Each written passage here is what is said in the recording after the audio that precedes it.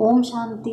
1 जून 2021 की मुरली है। बाबा ने कहा, मीठे बच्चे, ये सारे विश्व ईश्वरीय फैमिली है, इसलिए गाते हैं तुम मात पिता हम बालक तेरे। तुम अभी प्रैक्टिकल में गोडली फैमिली के बने हो। प्रश्न है, बाप से 21 जन्मों का पूरा वर्षा लेने की सहज विधि कौन सी है? उत्तर, संगम पर शिव बाबा को अपना वारिस बनाओ, तन मन धन से बलिहार जाओ तो 21 जन्म के लिए पूरा वर्षा प्राप्त होगा। बाबा कहे, जो बच्चे संगम पर अपना पुराना सब कुछ इंश्योर करते हैं, उन्हें मैं रिटर्न में 21 जन्मों तक देता हूँ। गीत है, नयनहीन को राह दिखाओ प्रभु। ओम शांति। बच्चों ने गीत सुना। ये भगत भगवान को पुकारते हैं। भगवान को पूरा न जानने के कारण मनुष्य कितने दुखी हैं। भक्ति मार्ग में कितना माथा मारते रहते हैं। सिर्फ इस जीवन की बात नहीं, जब से भक्ति शुरू हुई है तब से धक्के खाते रहते हैं। भारत में ही देवी देवताओं का राज्य था, जिसको स्वर्ग सचखंड कहा जाता था। भारत सचखंड है। भारत की महिमा बड़ी जबरदस्त है, क्योंकि भारत परमपिता परमात्मा का बर्थ प्लेस है। उनका असुल नाम शिव है। शिव जयंती मनाते हैं। रुद्र व सोमनाथ जयंती नहीं कहा जाता, शिव जयंती व शिवरात्रि कहा जाता है। स्वर्ग की स्थापना करने वाला एक ही हेमंली गॉड फादर है। अब सभी भक्तों का भगवान तो जरूर एक होना चाहिए। सभी नयनहीन है, अर्थात ज्ञान के चक्षु व डिवाइन इंसाइट नहीं है। भगवान उवाच, मैं तुमको राजयोग सिखाता हूँ। श्रीमद् भागवत गीता है मुख्य श्री अर्थात श्रेष्ठ मत। अब तुमको बुद्धिमान बनाया जाता है। दिव्य चक्षु अर्थात ज्ञान का तीसरा नेत्र दिखाते हैं। वास्तव में ज्ञान का तीसरा नेत्र तुम ब्राह्मणों को मिलता है, जिससे तुम बाप को और बाप की रचना के आदि मध्य अंत को जान जाते हो। इस समय सभी में देह, अहंकार व 5 विकार है, इसलिए घोर अंधियारे में है। तुम बच्चों के पास रोशनी है। तुम्हारी सारे वर्ल्ड की हिस्ट्री ज्योग्राफी को जान गई है। आगे तुम सब अज्ञान में थे, ज्ञान अंजन सतगुरु दिया, अज्ञान अंधेर विनाश। जो पूज्य थे वही फिर पुजारी बन पड़े हैं। पूज्य है रोशनी में, पुजारी है अंधियारे में। परमात्मा को आप ही पूज्य, आप ही पुजारी नहीं कह सकते हैं। वह तो है परम पूज्य, सबको पूज्य बनाने वाला। उनको कहा जाता है परम पूज्य। परम पिता परमा आत्मा माना परमात्मा। कृष्ण को थोड़े ही ऐसे कहेंगे, उनको सब गॉड फादर नहीं कहेंगे। निराकार गॉड को ही सब गॉड फादर कहते हैं वो भी आत्मा परंतु परम है। इसको उनको परमात्मा कहा जाता है। वो परम आत्मा सदैव परम धाम में रहने वाले हैं। अंग्रेजी में उनको सुप्रीम सोल कहा जाता है। बाप कहते हैं, तुम गाते भी हो, आत्मा परमात्मा अलग रहे बहुकाल, सुंदर मेला कर दिया जब सतगुरु मिला दलाल। ऐसे नहीं, परमात्मा परमात्मा से अलग रहे बहुकाल नहीं, ये पहले नंबर का अज्ञान है। आत्मा सो परमात्मा, परमात्मा सो आत्मा कहना। आत्मा तो जन्म मरण में आती है, परमात्मा थोड़ी पुनर्जन्म में आते हैं। बाप बेट समझाते हैं, तुम भारतवासी स्वर्गवासी पूज्य थे, ह्यूमैनिटी के पूज्य सब देवी देवताएं थे। ये सारे ईश्वरी फैमिली है, ईश्वर है रचता गाया जाता है। तुम मात पिता हम बालक तेरे, तो फैमिली हो गई ना।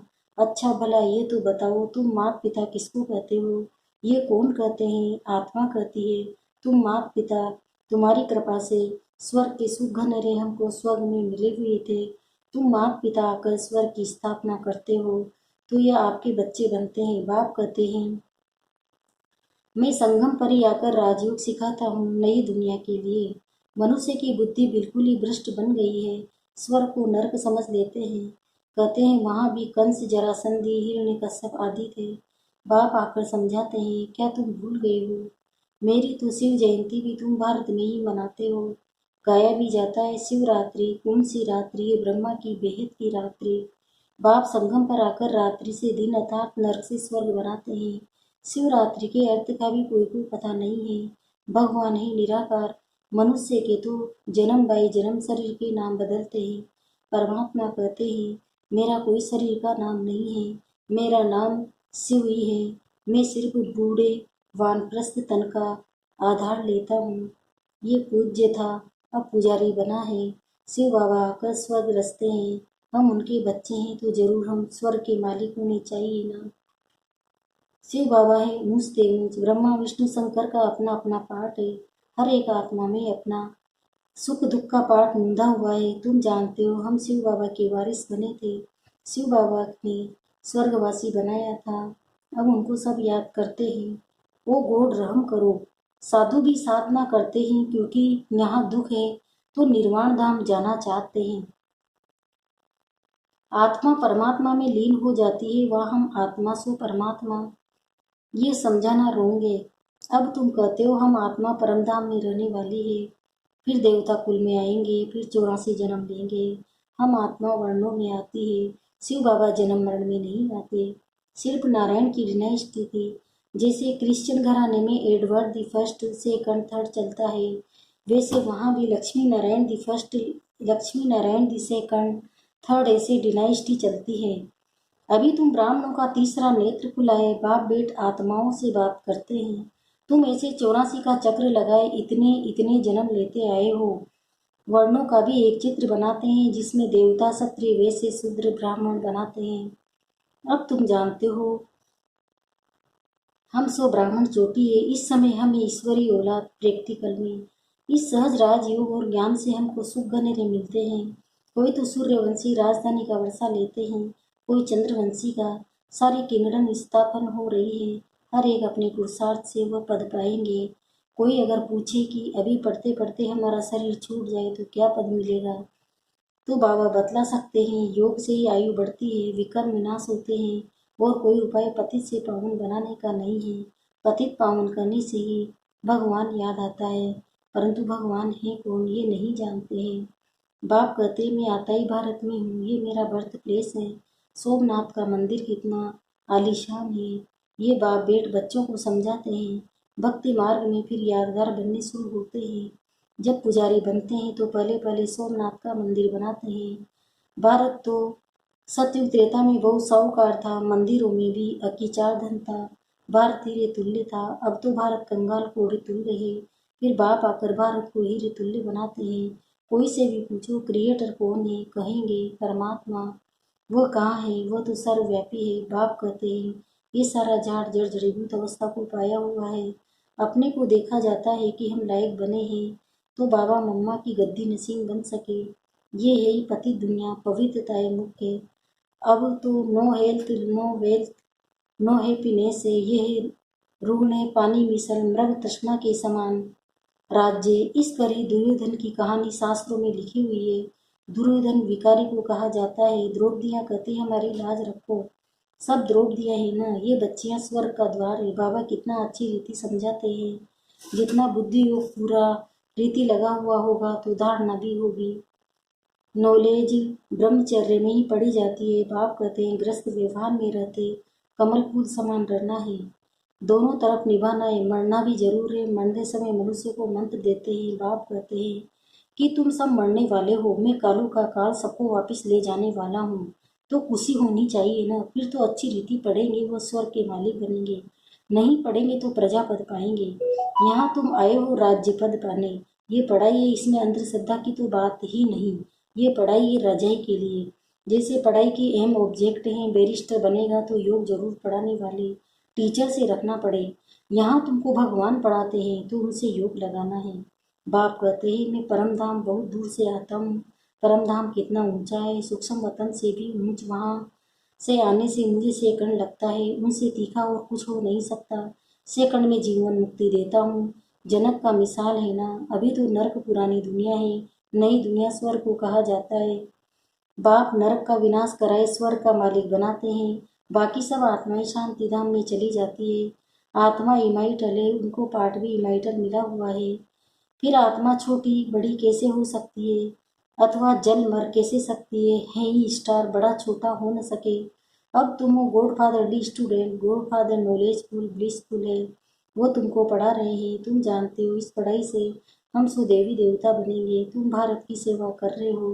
पहले पहले तो बाप का बनना है और जगह तो गुरु के पास जाते हैं, उनका बनते हैं अथवा उनको अपना गुरु बनाते हैं। यहाँ तो है बाप, तो पहले बाप का बनना पड़े। बाप बच्चों को अपनी जायदाद देते हैं। बाप कहते हैं बच्चे तुम एक्सचेंज करो, तुम्हारा हकपन हमारा, हमारा सब कुछ तुम्हारा। दे सही जो कुछ है वो सब मेरे को दो। मैं तुम्हारी आत्मा और शरीर दोनों को पवित्र बना दूंगा और फिर राजाई पदवी दूंगा। तुम्हारे पास जो कुछ है तुम बलि चढ़ा दो तो जीवन मुक्ति मिलेगी। बाबा ये सब आपका है। बाप कहते हैं तुम मुझे वारिस बनाओ। मैं 21 जन्म तुम्हें वारिस बनाता हूँ। सिर्फ मेरी मत पर चलो, बल धंधा आदि करो, विलायत जाओ, कुछ भी करो, सिर्फ मेरी मत पर चलो। खबरदार रहना, माया बड़ी घड़ी घड़ी पछाड़ेगी। कोई भी विकर्म नहीं करना, श्रीमत पर चलेंगे तो श्रेष्ठ बनेंगे। अच्छा, मीठे मीठे से खिलते बच्चों प्रति माता पिता बाप दादा का याद प्यार और गुड मॉर्निंग। रूहानी बाप की रूहानी बच्चों को नमस्ते। हम रूहानी बच्चों की भी रूहानी माता पिता बाप दादा को याद प्यार गुड मॉर्निंग। नमस्ते नमस्ते नमस्ते। शुक्रिया बाबा, शुक्रिया आपका पद्मा पदम, शुक्रिया। धारणा के लिए मुख्य सार है। पहला है आत्मा और शरीर दोनों को पावन बनाने के लिए देश सहित जो कुछ है उसे बाप के हवाले कर उनकी श्रीमत पर चलना है। दूसरा है माता पिता के गद्दी नसीन बनने के लिए स्वयं को लायक बनाना है। लायक बनने के लिए मुख्य पवित्रता की धारणा करनी है। वरदान, निमित्त बनी हुई आत्माओं द्वारा कर्म योगी बनने का वरदान प्राप्त करने वाले मास्टर वरदाता भव। जब कोई भी चीज साकार में देखी जाती है तो उसे जल्दी ग्रहण किया जा सकता है। इसलिए निमित्त बनी हुई जो श्रेष्ठ आत्माएं हैं उन्हों की सर्विस, त्याग, स्नेह, सर्व के सहयोगीपन का प्रैक्टिकल कर्म देखकर जो प्रेरणा मिलती है वही वरदान बन जाता है। जब निमित्त बनी हुई आत्माओं को कर्म करते हुए इन गुणों की धारणा में देखते हो तो सहज कर्मयोगी बनने का जैसे वरदान मिल जाता है। जो ऐसे वरदान प्राप्त करते रहते हैं वह स्वयं भी मास्टर वरदाता बन जाते हैं। स्लोगन, नाम के आधार पर सेवा करना अर्थात ऊंच पद में नाम पीछे कर लेना। मातेश्वरी स्लोगन है। मातेश्वरी जी के अनमोल महावाक्य, सच्चे पातशाह परमात्मा से सच्चा होकर रहो। इसी समय अपने को बाप परमात्मा का फरमान मिला है, निरंतर मेरी याद में रहो। योग का अर्थ है ईश्वरी याद में रहना। योग का अर्थ कोई ध्यान नहीं है। अपना यह सहज योग जो चलते फिरते काम काज करते उसकी याद में रहना, जिसको ही अटूट अखंड योग कहा जाता है। परंतु इसमें निरंतर रहने की प्रैक्टिस की दरकार है। अगर उसके फरमान पर फरमानदार हो नहीं रहेंगे, कुछ कोताही करेंगे, अवज्ञा करेंगे तो दंड जरूर भोगना पड़ेगा। उनका फरमान है जैसा कर्म मैं करता हूँ मुझे देख तुम भी फुट स्टेप लो, नहीं तो माया की चोट खाएंगे। सच्चे पातशाह से सच्चा होकर रहो। जो भी कुछ माया का विघन सतावे वो भी इनके आगे रखना चाहिए तो उनकी मदद से माया हट जाएगी, रास्ता क्लियर हो जाएगा। फिर तो जहाँ बिठाए, जैसा चलाए, जो खिलाए, रास्ता क्लियर हो जाएगा। ऐसा साथ देने की बहुत हिम्मत चाहिए। ऐसे महान सौभाग्यशाली बिल्कुल थोड़े निकलेंगे, वो विजय माला में जाएंगे। बाकी भाग्यशाली है जो थोड़ा बहुत लेकर जाकर प्रजा बनेंगे। तो थोड़ा मिलने में कुछ नहीं हो जाना है। अपनी इच्छा तो संपूर्ण हो, सांस रखो, आगे बढ़ना है। माया विघन डालेगी परंतु उसके ऊपर विजय पानी है। इसमें अगर भूल की तो निश्चय की कमी है, कुछ अपनी धारणा में कमी है। ये तो अपना कसूर है। इसमें लोक लाज कुल मर्यादा को तोड़ना पड़ता है। जब तक तोड़ेंगे तभी सच्चे पारलौकिक देवी मर्यादा को पाएंगे।